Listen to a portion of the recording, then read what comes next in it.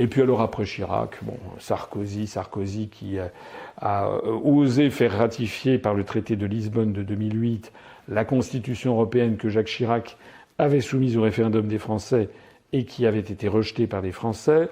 Et puis après bon, Hollande, Macron. On en est arrivé maintenant à une situation où on a à la tête de l'État en France quelqu'un qui détruit ouvertement la France, sans aucune pudeur, sans embâche. Et finalement, le peuple français, plus exactement ceux qui devraient être les contre-pouvoirs et l'opposition ne réagit plus. Voilà. Moi, je me rappelle, lorsqu'il y a eu le traité d'Aix-la-Chapelle franco-allemand, c'était il y a environ 1 mois et demi, j'avais expliqué, par exemple, que l'affaire, lorsque Macron a accepté qu'il soit question que la priorité, c'est écrit dans le traité, la priorité de la diplomatie franco-allemande, c'est que l'Allemagne puisse avoir un siège permanent au Conseil de sécurité.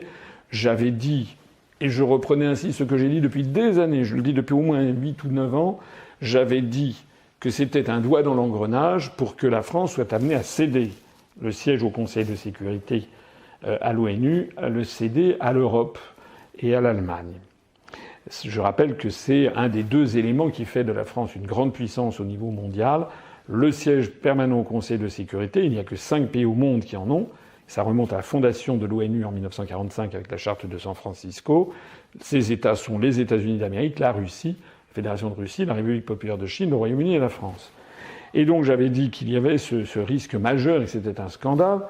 J'avais vu dans la presse, je ne sais plus quel commentateur qui m'avait taxé de délire, de fantasme. Aujourd'hui même où je parle, c'est-à-dire nous sommes le 12 mars 2019, on a appris hier que Mme Merkel réclame désormais que la France renonce à son siège au Conseil de sécurité des Nations Unies pour l'attribuer à l'Union européenne, donc d'abord à l'Allemagne. C'est-à-dire que M. Macron se rend très exactement coupable de haute trahison, puisque c'est un des éléments les plus essentiels du rayonnement de la France qu'il est capable de céder.